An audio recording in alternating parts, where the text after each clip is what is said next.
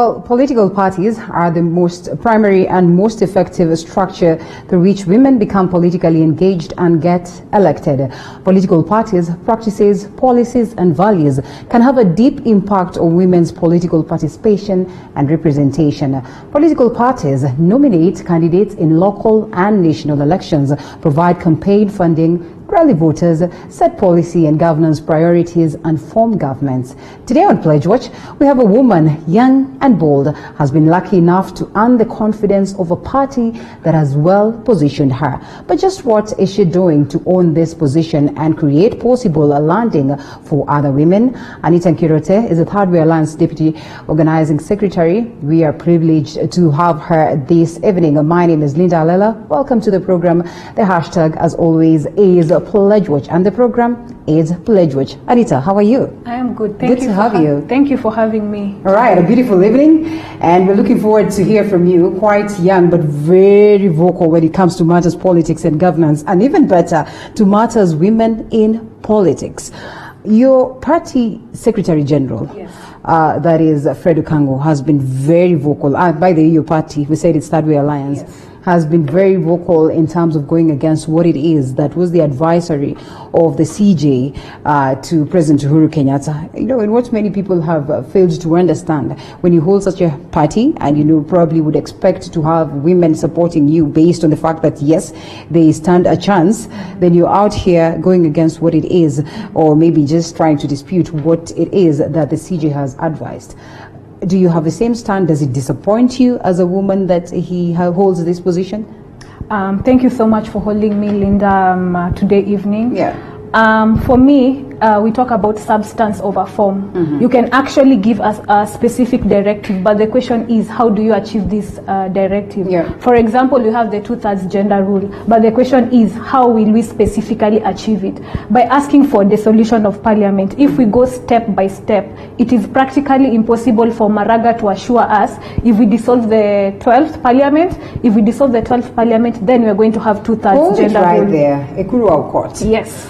Your former party leader, so to speak, Mm-hmm. was amongst the people who crafted the current constitution. Mm-hmm. And in their own wisdom, they termed it necessary to have this particular clause that speaks of a scenario where the CJ is going to give an advisory in the event that Parliament fails Mm-hmm. to enact a certain, expectation of the constitution. Yes. And that's exactly what it is that the CJ has done. Yes. Why is it that now it sounds like it's not the right thing to do?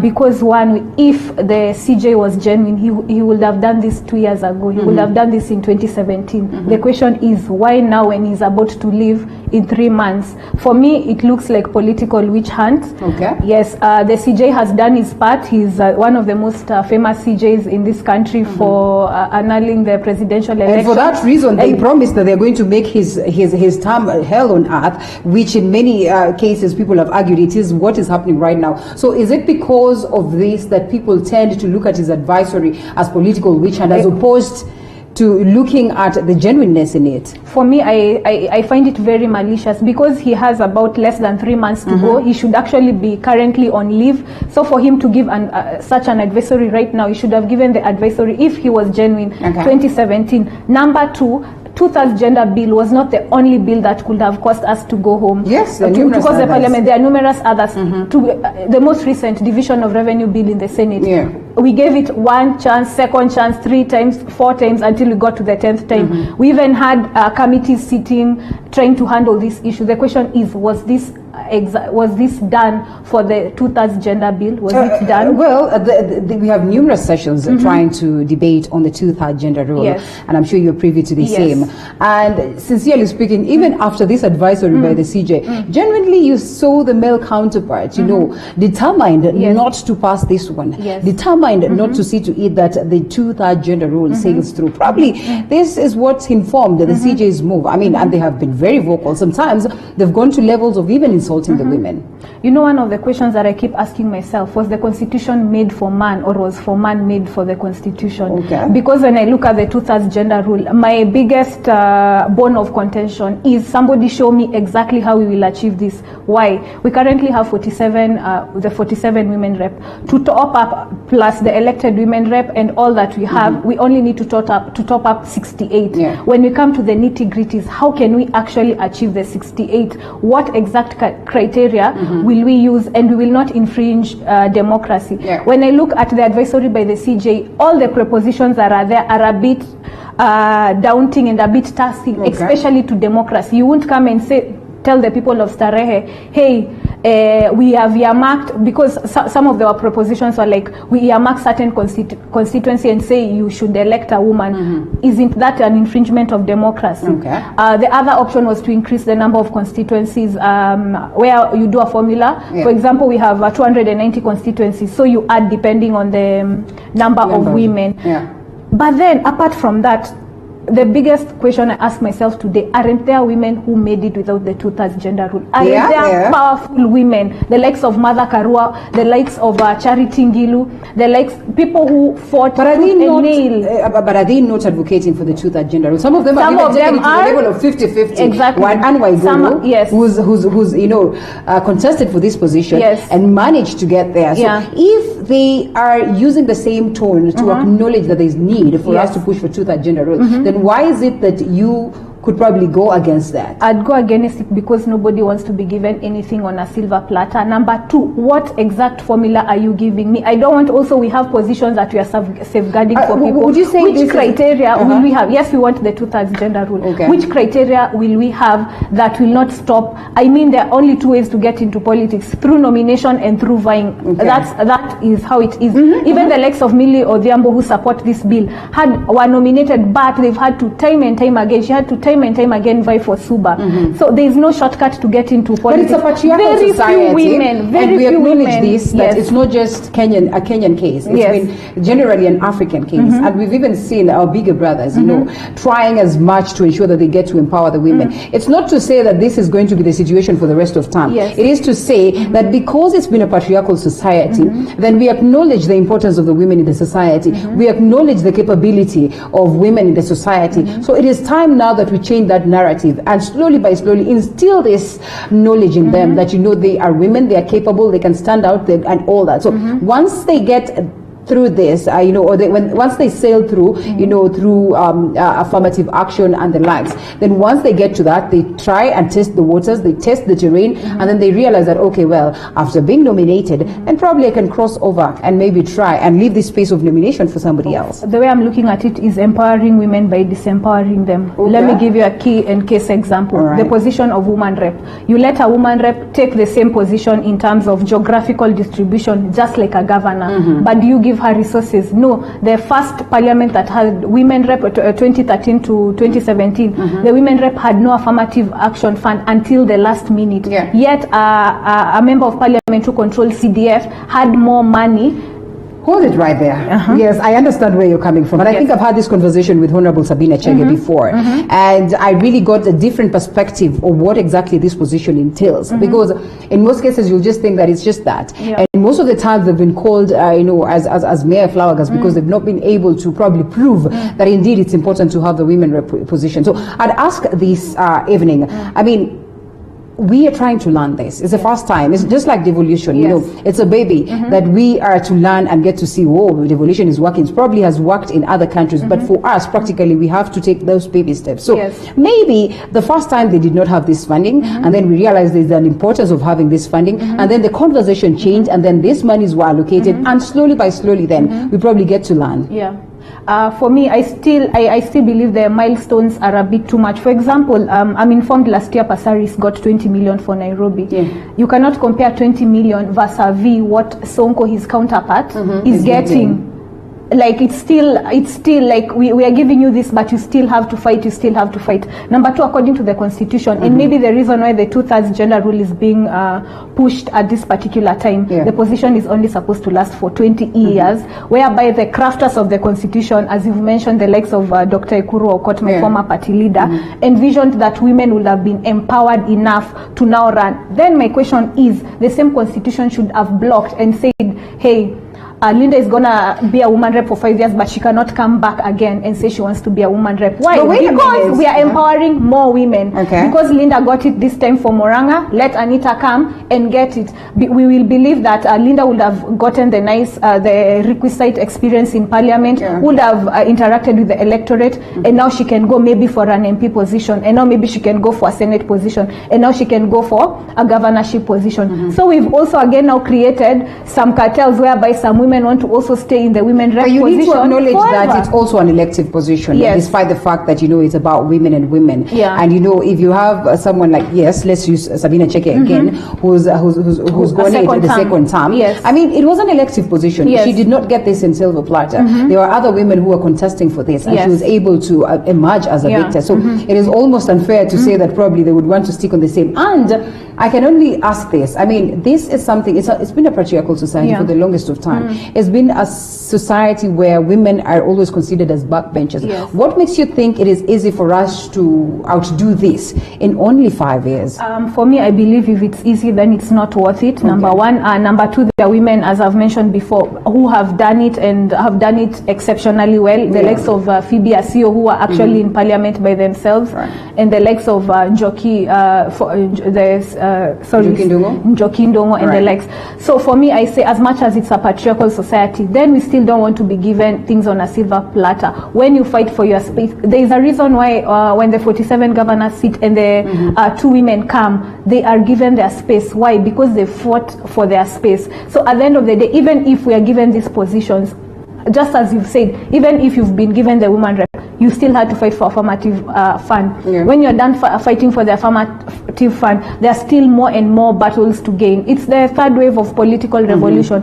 And where we are currently in theory, in specific reference to feminism, women are going all in and saying, hey, we don't want positions that make us look like flower girls. Because if you look at even the quality of parliament that we have, for me, I believe in quality over quantity. And that's why when we had the Punguza Mizigo, we had asked to reduce the number of members of parliament. Yes, because even the quality of debate. JB Muturi himself has been quoted saying that this is the weakest parliament he's ever chaired, ever seen him being a speaker, and even before being a member of parliament, in terms of quality of debate. So how is it translating? How can we come and say, yes, we have these members of parliament, 47 of them are women. What exactly are we to get? Even the things like sanitary pad, it is the likes of Njoki Ndongo who fought for the removal of tax on sanitary pads. I want to see a specific project that we say, hey, these are women rep, us as Kewopa. There were days when Kewopa was strong. Kewopa would have been very strong right now, being that now we have 47 women rep. Where are those days? Those days are gone. So for me, I'm saying quality over quantity. I don't want it. I want to fight for my own personal space as a young woman in politics, and other many more that we work together. Have you been able to observe what is happening in Rwanda? What is happening in South Africa? What is happening in Ethiopia? In terms of empowering the women? And there's that acknowledgement that indeed, you know, quality is key as opposed to quantity. But also there's that acknowledgement that, you know what, the women are coming out strong. And you know, this is technically something that has been visualized from the family setup, on how much they've been able to hold the family setup together. And then looking at this, you know, the country itself has been considered as a home, and a home that when you bestow on the hands of the women, then you probably have done so much justice in terms of transforming this. We probably, I don't want to say this, and I don't want to appear as though I am pushing for this, but my question then would be, we probably tried the male gender for the longest of time, and maybe not experienced so much change in terms of development. Then probably that is what could have informed that need of getting the women on board. Why is it then that it is becoming so hard for them to penetrate And worst of all is that this is even propagated with fellow women. I hope not including myself. And in fact, I wanted to ask you this. Are you against the 2/3 gender rule, or you're just against that advisory by the CJ? I am against the advisory by the CJ, but I am totally for the 2/3 gender rule. But we need a discourse and a national debate on exactly how that will be actualized without infringing on democracy. Now you mentioned about women in various countries, South Africa, Rwanda, and the likes. And I would say there are other ways of empowering women. Let's not just concentrate on the 2/3 gender rule. Let's be real. CJ Maraga himself, he is in charge of the Supreme Court. His bench itself is not properly constituted. When you go to the executive, I'm looking at the executive, the legislature, all arms of government. When you go to the executive itself, when you look at the position of the CES, which in the first place is unconstitutional, 2/3 gender rule has not been adhered to. The countries you mentioned, the likes of Rwanda, it's more of appointive positions. When you look at the number of CSs that are there, when you look at Rwanda, it's more of appointive but positions. But don't you think there are more ways of transformation we see in Rwanda today is one that we need to emulate? Yes, but we cannot fail to acknowledge the history of Rwanda, where they lost so many men, if you remember, I think 25, 26 years ago, when there was a genocide. So of course women had to take up their roles and be in charge of the society. Number two, there's a lot of education. They have the advantage of being Anglophone and now Francophone. They are not part of Commonwealth. In terms of development, Rwanda is on a fast track.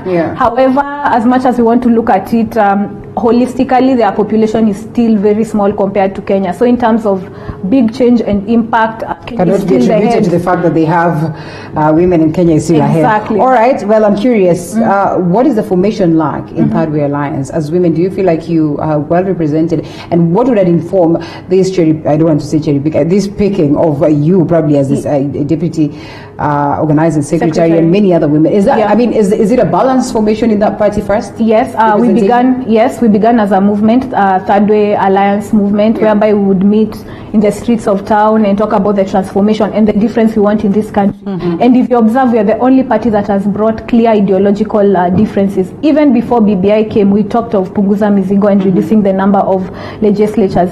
We are one now of the parties who have our deputy party leader ascended to the position of party leader when we kicked out Dr. Ekuru Aukot. The party is now in the hands of a woman. We participate in decision making, and most importantly, we bring ideas to the table. We are actually a party of youth and women. When you look at the other political parties that are there, you kind of see there is a godfather, there is a big man behind the picture. But for us, decision making is on the table. We take decisions on our own, and we've brought big changes to this country. We are one of the parties who've talked about the CJ's Maraga's advisory. We talk about issues that are happening, which is most parties actually don't.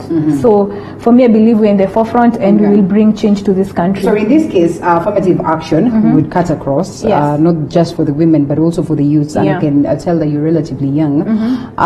Do you suppose then in this case, that time where we need to have or incorporate the youths into the helm, that probably affirmative action is not necessary, or it's still as necessary?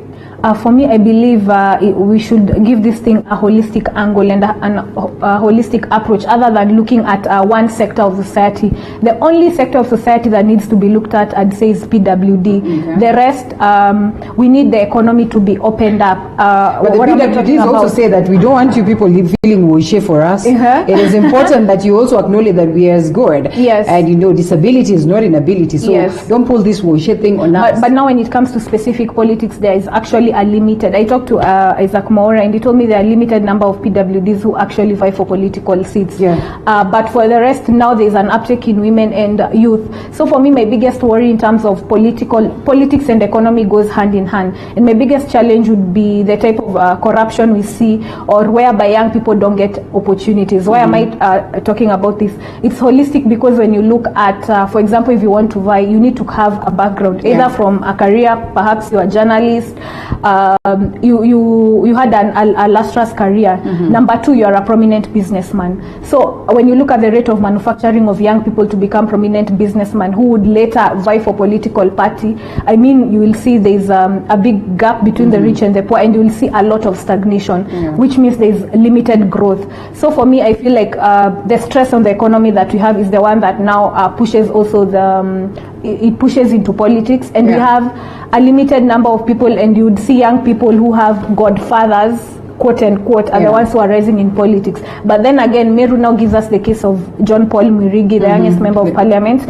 He entered at 23, I believe. And MCA? Was an MCA? No, member of parliament. He's an MP, actually. Yes, he is a member of parliament for Igembe. Yes, and he campaigned using the same sweater. He campaigned using I remember the sweater very well. And border. So there's still a chance for young people to have their shot, especially for me, I come from Meru, and Meru is very open-minded. Yeah. So and even in Nairobi, we have the likes of Jaguar, who are actually crying in the streets for their ticket. I mean, it was good enough, he was a celebrity, but he still had to cry. If you remember Millicent Omanga in Jubilee Party, and now she's a nominated senator fighting for her slot. So I believe politics is not for the faint-hearted, and where they are today, even if they are given, that's the thing we forget, we think we can be given. Even we saw Millicent fighting for her space, if you remember. Millicent fought for her space. So yes, we want to be given these spaces, but it's not the end of the journey, and she has a more daunting task if she wants to become the woman rep of Nairobi, now that she was nominated. So it's not a walk in the park. Yes, I still maintain that it is an inroad where, there's so much male domination. Yes. And it is sad to say that most of these women who take up the challenge, like you rightfully put it, not necessarily wait for the for the appointed positions, but most of them will go out there and take up the challenge, but still are labeled negatively in numerous ways. This probably, in a way, makes the other women sort of shy away or shy off from taking up the challenge. What can we do to aid this away? What can we do to get the women boldly, stand there? The moment they get to that position, they're not looked at as women who probably are more flower girls or women who bought their way up, or were positioned there by few who probably they are affiliated to.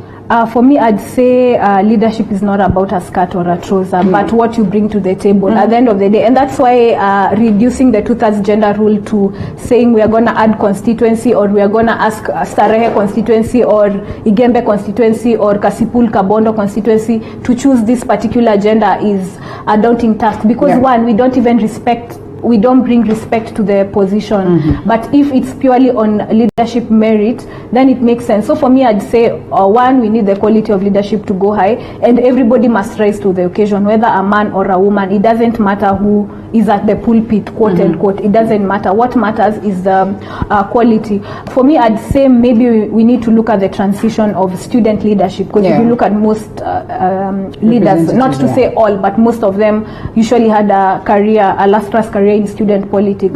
Maybe to look at what prevents women from transitioning. You can mention the likes of Babu Owino, and the likes who actually transitioned, lost 1 or 2 elections, but finally made it. So the question is, where is the likes of Irene Kendi, who was Babu Owino's right-hand person? So what happened to Irene Kendi? I know she'll be vying for Igembe, but the question is, where do women go? What needs to be done? I know there are very many programs by UN Women and the likes, but for me, I say still there are people who've benefited without being pushed.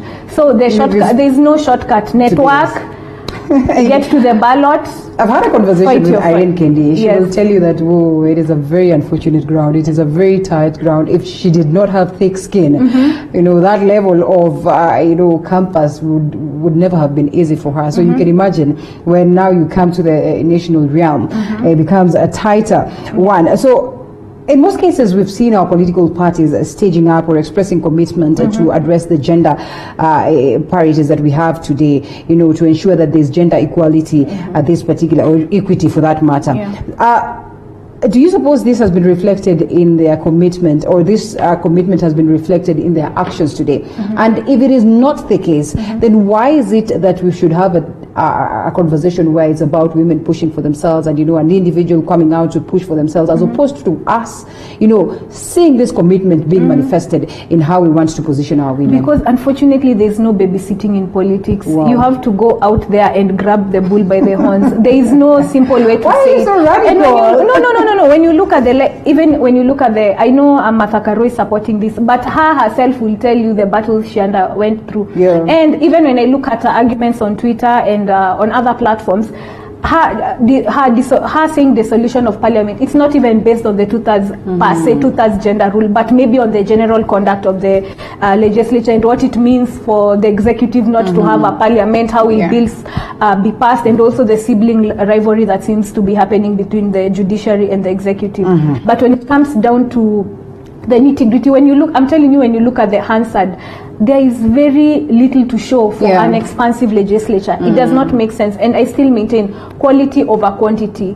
Whether it is a man, whether it is a woman, quality over quantity. We need the likes of Martha Karua presenting quality, or so to speak, or what has been looked at as quality. The likes of Charity Ngulu will tell you that it was a tough one. And maybe the reason why there's been this call and conversation revolving around affirmative action, revolving around pushing the women out there, appointing them, trying as much as possible to give them nominative positions where they stand a chance. It's probably something that has been instigated by the fact that they tried this route and they realized that this is not working, and maybe they have incorporated this just to see to it that a different road maybe would take us to the destination. I mean, only a fool would use the same direction and expect different results. I mean, why shouldn't we just embrace this one? But this route is taking too long.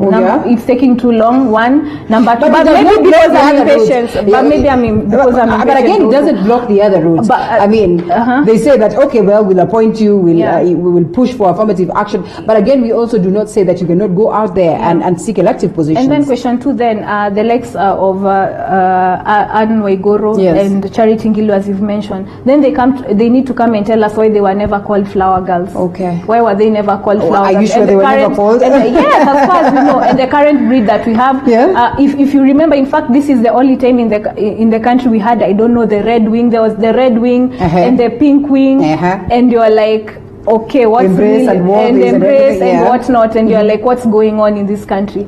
So for me, and you could see that it's the first time, and also if you remember Warembo na Uhuru Ruto, what happened? Where did they go? Where is also where is Embrace?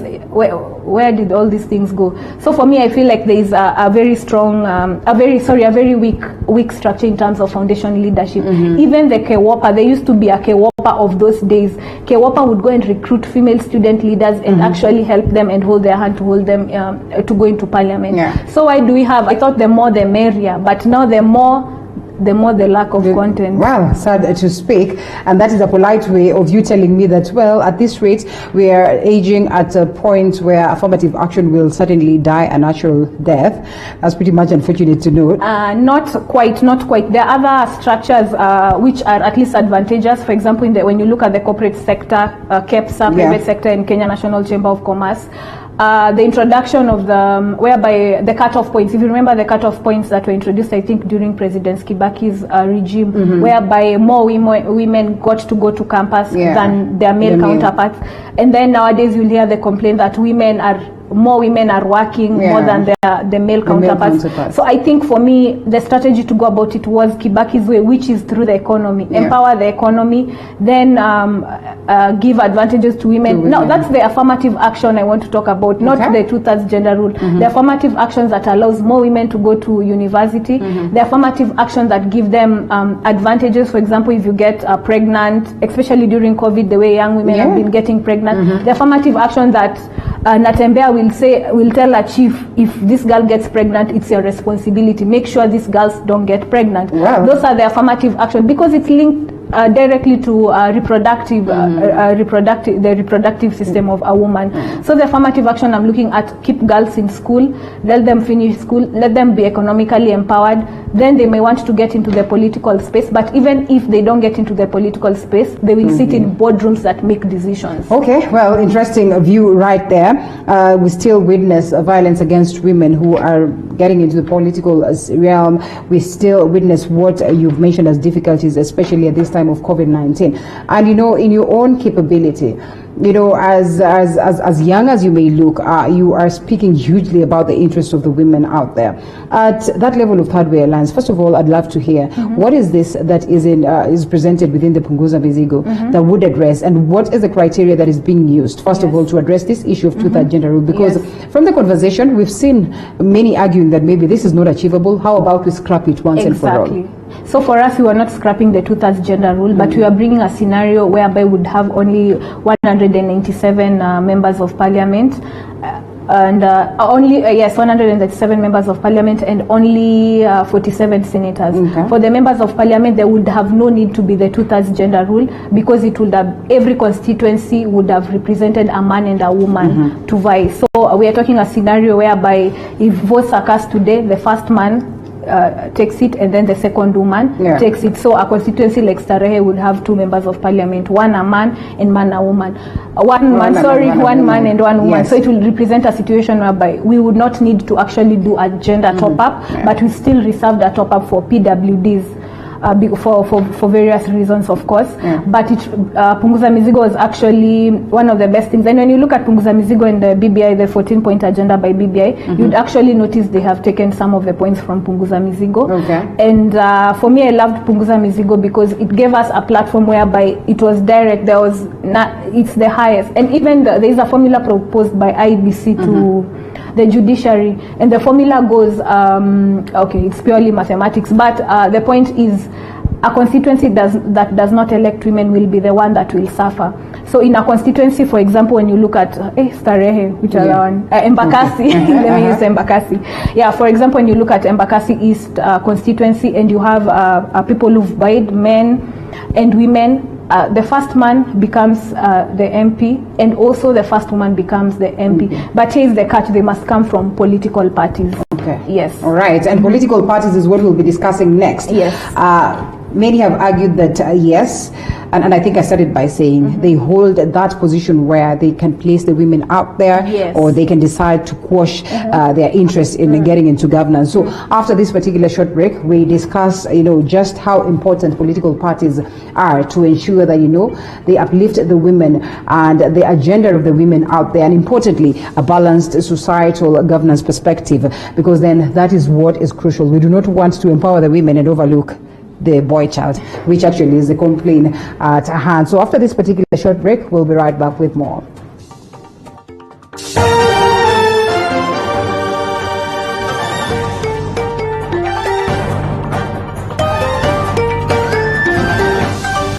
Kila siku ya Jumatano tunazungumza, tunaulizana na tunajuzana masuala ibuka ya kisiasa.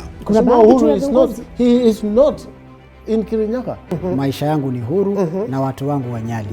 Tulivunja vyama vya URP na TNA na vyama vingine tanzu, ndio tukaunda chama inaitwa Jubilee. Mijadala komavu kuhusu yanayokuhusu, na zaidi ya yote tunakupa nafasi kumfahamu kiongozi wako katika kipindi Fahamu Kiongozi. Yako kama mtoto ilikuwa gari. Mimi nilizaliwa, sasa najuaje wakati namuuliza maisha. Kwanza ilikuwa tu ni jaribu kabisa kufikia pahali ambapo nitafika Nairobi. Najua ilikuwa ni kazi ambayo ilichukua siku mingi sana kufika Nairobi. Kila siku ya Jumatano kuanzia saa 1:30 hadi saa 2:30.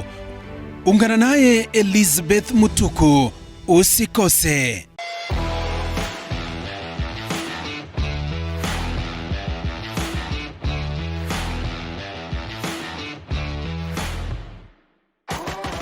It is said that cooking is one of the greatest gifts you can give those you love, because nothing brings people together like good food. Join Chef Hamadi every Sunday at 6:30 p.m. as he teaches us some simple and quick recipes, only on The Throwdown. You are the mighty God.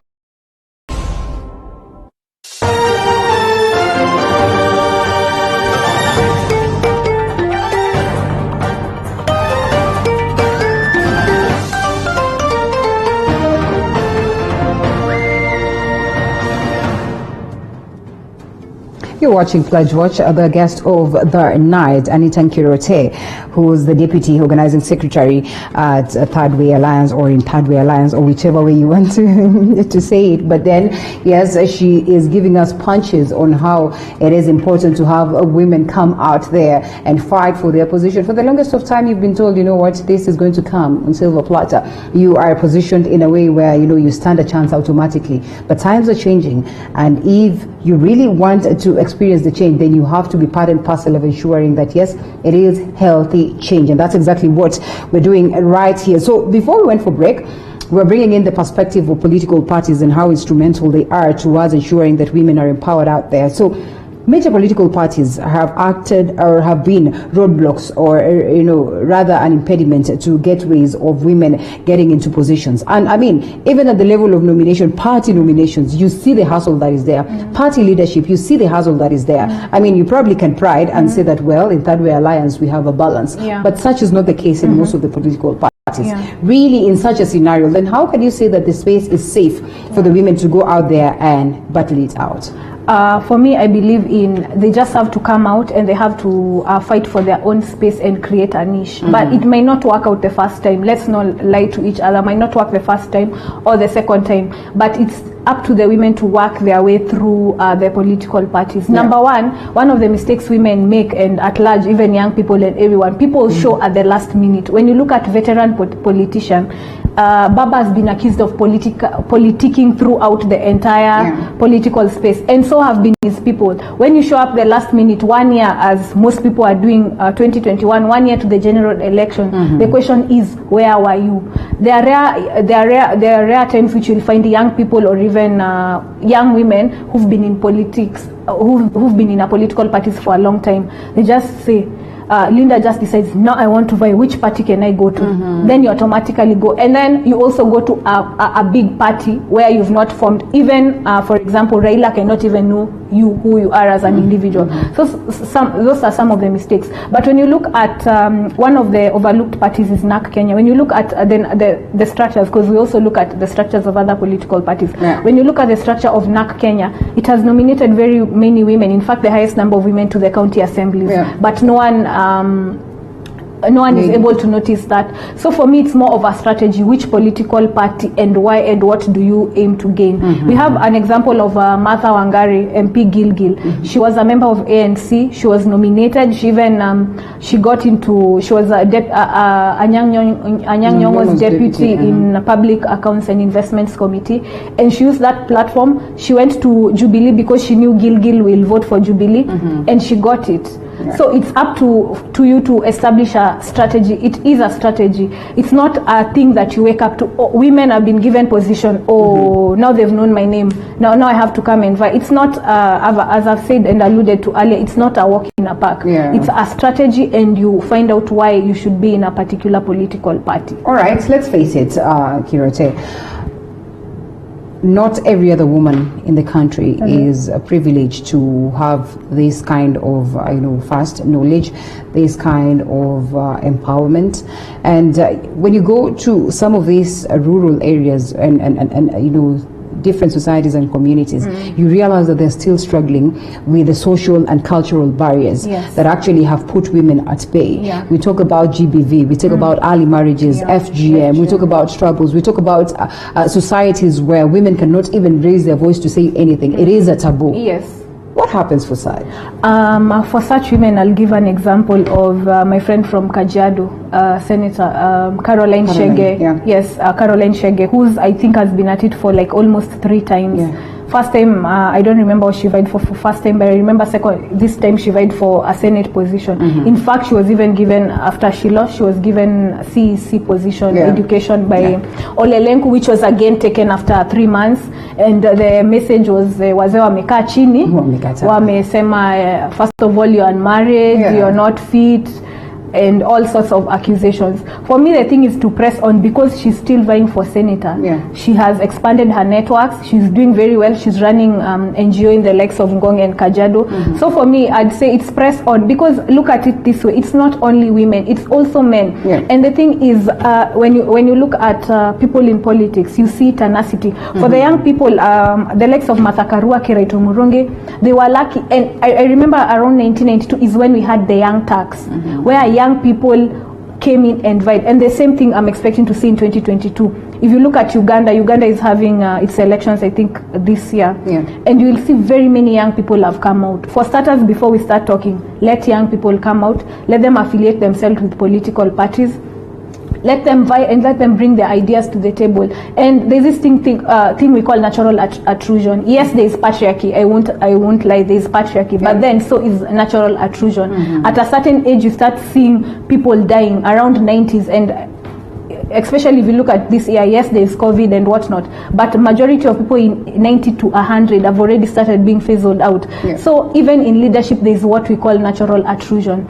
It just gets to a point whereby these strong African men have refused to get out of the table, but at the end of the day, they'll get out. Now the biggest challenge, for example, when you look at Zimbabwe, when Mugabe left, Mnangagwa came in. But even Mnangagwa, he's getting a lot of strife from young people. Who Nelson Chamisa. But wait a minute. When you talk about that, I think it's an area that is indeed of great interest, because then we are seeing the youth coming out there. But what has been looked at as, an undoing is the fact that there's a lot of intolerance in the approach that the youth are coming into politics with. Is that the kind of intolerance that we need today as a people, if at all we need change? And I'd say that. And when you looked at the division of revenue bill, the likes of Sakaja and Motula Kilonzo Jr. came out strongly and went against party position, went against the grain, went against even James Orengo, who someone would call a learned friend, and said,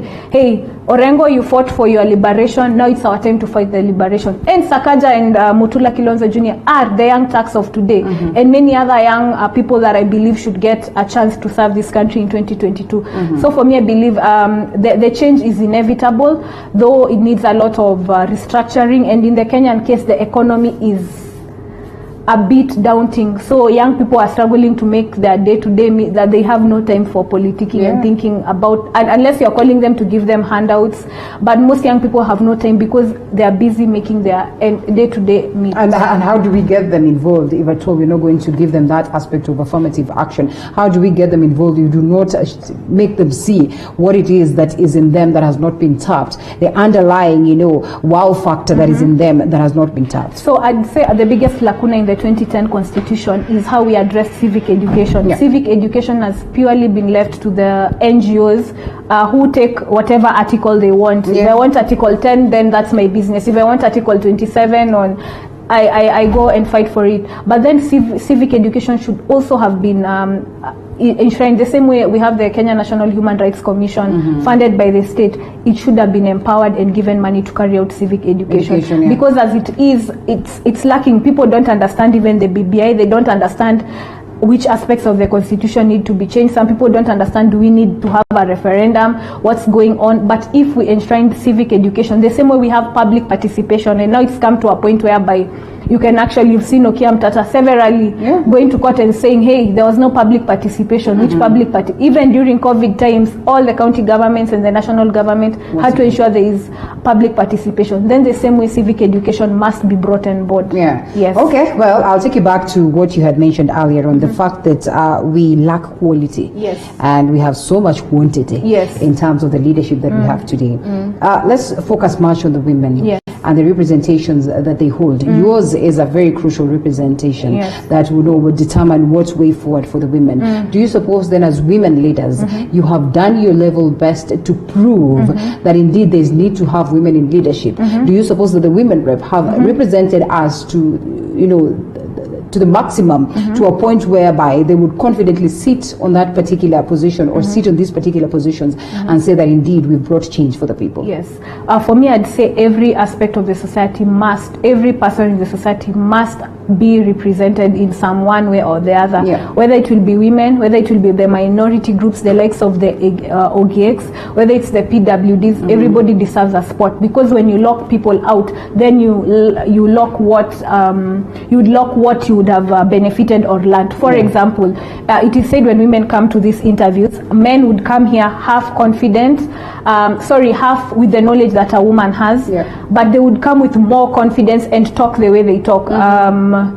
Sorry to mention names, but they are the likes of Oscar Sudi, Moses Kuria, who would say anything they want. But when you look at women, before a woman says any remark, it's very difficult to tie down a woman on a specific regard, because women are tiptoeing and are being careful. So the thing is, be as confident as men are, whether in the boardrooms or in Someone politics. says the likes of Millie Odhiambo are not treading carefully. They're not. Are they careful? And that's the spirit we want. That's the women we want. Yes. So why is it that it's bad when it's coming out from men, but now it's good when it's coming from women? Exactly. Why the discrimination? Because politicians talk the way they want. I mean, Oscar Sudi has been on numerous accounts accused of clearly hate speech and the likes. But when Millie Odhiambo says something, it's totally blown out of proportion. Oh, okay, that's an amazing one and a very good way to view it. But yes, again, I ask this: have they proven enough that we need to have the women? I mean, when we have conversations and we have to reverse what it is, the strides that we've made, when conversations are that we can as well scrap off the women rep position because we generally do not need it, it breaks your heart as a woman at want to believe. It makes you go down and ask yourself why. For me, the position of women rep, I have no hangovers about it. Okay. The sooner it goes, the better. Tupatane kwa uwanja kama wanaume. All right. Are you planning to vie? Definitely. All right. Yes. Tell us where and why and how. Senate, Tharaka Nithi County. Wow. Yes. You're going, unaruka MCA, unaruka MP, unaenda Senate. Yes, these positions are up for grabs. Why not? And in the words of Oscar Sudi, they belong to any other child of a woman. Well, all the best for that one. And you mentioned something to do with COVID-19. Yes. At this time of COVID-19, so much has cropped up in terms of, how much we've seen that women lack representation. While the world is out there pushing the agenda of ensuring that we empower women, pushing the agenda of ensuring that women are taken care of, well, in terms of health, in terms of, economic empowerment, like you rightfully put it. There's still so much that is happening. One, from the level of the family setup, violence is on the rise. Girls getting impregnated day in, day out. I mean, just how much needs to be done to ensure that we reverse this whole? In fact, when you look at it, it's very saddening that women bear the brunt of the dysfunction of the society. Because we had men staying in the house, and if there was violence, if there was no violence, attempts at violence, and of course when you stay closer with someone is when you start seeing the nitty-gritty and the things they do that quote unquote you do not like. For me, I'm looking at it on the perspective of empowerment, and I'm not saying because some women are we all know women who are economically empowered, but they are still being battered in their homes. For me, I'd also look at the perspective of mental health, which has been the biggest topic for days. So for me, I think women are the ones who actually need most psychological support, because they are the ones who go through a lot. When you look at FGM, when you look at FGM, and when you also look at even the process of childbirth, there are still women who get depressed because of the changes that take place in their body, both mental and psychologically. So for me, I say yes, still a lot needs to be done, even in the areas of especially minority groups, and in specific regard to FGM. FGM really has to end, and for gender-based violence, women must not be afraid to walk out. We must ask, because this is life and death, and the question is what we ask ourselves: what stops women from walking out? Sometimes it's economical, sometimes it's the kids, sometimes it's all our psychological evaluation and analysis. And you also mentioned the COVID-19 in the world. I don't know if you saw the track record of the women, the likes of Angela Merkel in Germany. The women were performing the best. They were able to handle the health crisis in all manner of, even us, we had our own hero, Dr. Mwangangi, a young woman, a young woman who took the ball by the challenge. Oh, right. Okay. For lack of better words. For lack of a better, for sure, lack of better words. All right, the boy child. As we talk of empowering, you know, like honestly, I can tell you for free, even the boy, I don't want to say the boys around or the men around, you might not be hearing them, but well, they are talking to me. They are a little bit shaken with the kind of, you know, stamina that you showcase while you're addressing some of these issues. What is left of them? And now that we've been talking about women empowerment, and we tend to forget the importance of them. Probably that could be informing the reason as to why they're trying to tighten the noose for us. I mean, make it even hard for us to penetrate. I think there is no development without looking at all aspects of society. Also, men must be empowered, and I've seen the likes of Mbuvi. Was it Mbuvi? This guy is doing Man Enough. Man Enough. He's trying to empower men, especially men who come from single childhood, and trying to show them how to become men, what it means to be a man, teach you how to change tires, teach how to change bulbs, plumber. But for me, I look at it from an holistic type of view. Everybody, when they come to the table, must come to the table as whole, whether a man or a woman. Fulfill your Maslow's hierarchy of of growth to self-actualization, and let's leave no one behind. Yes. All right. As we talk of not leaving no one behind, barriers and solutions, I'll still bring you back to that to ensure that we increase women in political power. What are these barriers? What are the most notable solutions that we can run hands-on with? Okay, one of the biggest barriers, especially now that we have a rise of young women in politics, women who are not married, cultural barriers. One, you're a woman. Two, you're married. If you remember the likes of Laboso, may God rest her soul in peace, when she was vying for Governor Bomet, they used to tell her, but you're married, in Kisumu, now so you're coming here to Bomet. Even her, at least she had an advantage of her sister Lona Laboso and a big family name to be able to make her aspire to that position. But we need to look at, one, the cultural inhibitions, and I think that can only come between when we do civic education, because how do you make people understand, hey, that this is a young woman and yes, she can vie, this is a young man and she can vie. So for me, the biggest one is cultural barriers, and it transcends. It's, are you married? It goes to, why can't you vie in your husband's side? Which means technically you're telling women we have no space, because if you can't vie in your own home where maybe your father comes from, because you should go to your husband. Then when you go to your husbands, they say, but we don't know if you leave. Maybe you'll become governor and decide to divorce, the likes of Gladys Sholay, whereby men divorce all the time. I mean, some even men in politics, we don't even know their wives. They divorce anytime. But when a woman in politics, I remember even Martha Wangari, when she was going through turmoil, I mean, it is broadcast news. Yet the same thing happened to men all the time. But if you remember the likes of Mithika Linturi, he brushed it off, and we even almost forgot. But the likes of Sholay. So for me, we have to look at it both social, politically, and economic. So in terms of social, I'm looking at marriages, FGM, as you mentioned, GVB, and then when you look at economic empowerment, ensure women at least have a say. What are we talking about? Rights to even ownership of land, basic things like ownership of land. Let women own land. Why? Because where will they get resources to vie? If you don't give them a platform whereby they can progress careerly or in business form, or at least let them own businesses or ownership of property. As I mentioned, again, land, because when you have land, you have ownership, you say, you belong, these things are stripped off just because of land. Because someone will say, Labose, you're a woman, we didn't give you land. Then when you go to your husband, but the land belongs to your husband. So you have no property where you can leverage, perhaps sell or buy. So it's more of a holistic change in social, political, and economic structures of our society. All right.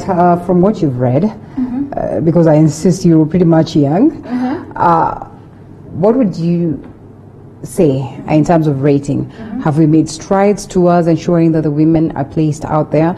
Are the women comfortable enough to speak matters politics? Because initially, I remember the talk was different. Oh, youths, please come in and start talking politics. Oh, women, please get involved in matters politics. Do you suppose we've made strides that are positive? Yes, I believe we've made very, very big strides.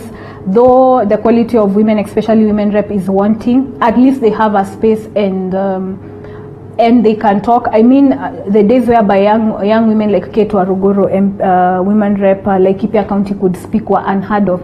Even Kate Waruguru, I've heard her in platforms whereby she says that even the older women are impediments. The way you started and you said, are there women, I remember when you started, you said, are there women stopping the gap for women? Yes, and Kate Waruguru said she would go to State House and older women would prevent her from even seeing or speaking to the president. And yet she's like, I'm in State House, I'm in the most powerful quote unquote office in the and she would still say, I'm being prevented. And that's why I said it's not as easy as, even if you got that position on a silver platter, there are still more and more hills to climb, in the words of Nelson Mandela. And let's get to wind it up from that particular point. I mean, it's a conversation that we keep having day in, day out, and we'll have it even some more. But then again, importantly, is that even as we speak of them, that we make those pertinent strides that we all yearn for, that we all long for. And like she rightfully puts it, it is important that we take up the challenge. Anita Nkirote, thank you so much. All the best in your senatorial bid. Thank you. I'll be watching you. Thank you so much. All right, yes, so that's where we get to wind up this particular session. Anita Nkirote is the Deputy Organizing Secretary of Pathway Alliance. It was great having her. And equally, thank you so much for the great feedback, for keeping us company. That's where we get to wind up a pledge with this evening. My name is Linda Alela. To enjoy the rest of your evening, of your watching.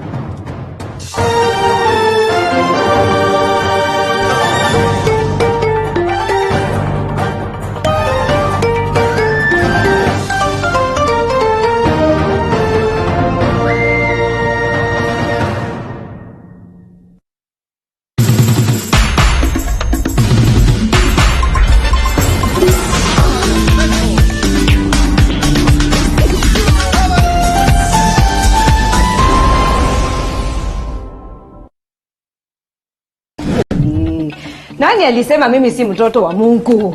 Mimi nakwambia matajiri wanakuanga wametarau watu sana. Mtos, habari ya asubuhi? Nzuri sana. Unachona unaongea na milionia saa hii. Mimi nimekuja tu kukuambia sifanye tena hii kazi yenyu ya nyumba. Mnaonanga ni kama mnanisaidia sana kunigreet kama Sulef. Awinja, fanya. Awinja, chukua awi. Okay. Mimi saa hii ni milionia pwani. Kopi chai kwanza. Chai ya nini? Chai. Nani anakuserve chai? Nani anakufanyia kazi? In fact hata naweza kukuandika kazi sasa hivi ukitaka. Equity wamenipikia. Wakaniambia you are the winner of 10 million Kenya shillings. Kitu tunataka tu kwako, tutumie PIN number yako, IT number yako na account number yako. Tunakufanyia nini? Tunakuwekea 10 million kwa account. So washaweka. Hawachaweka, sinataka kuwatumia hizo details. Unaongea hivi vyote ni kama wameweka. Wanaenda kuweka, kwani nachukua mtakani, nataka tu nikitoka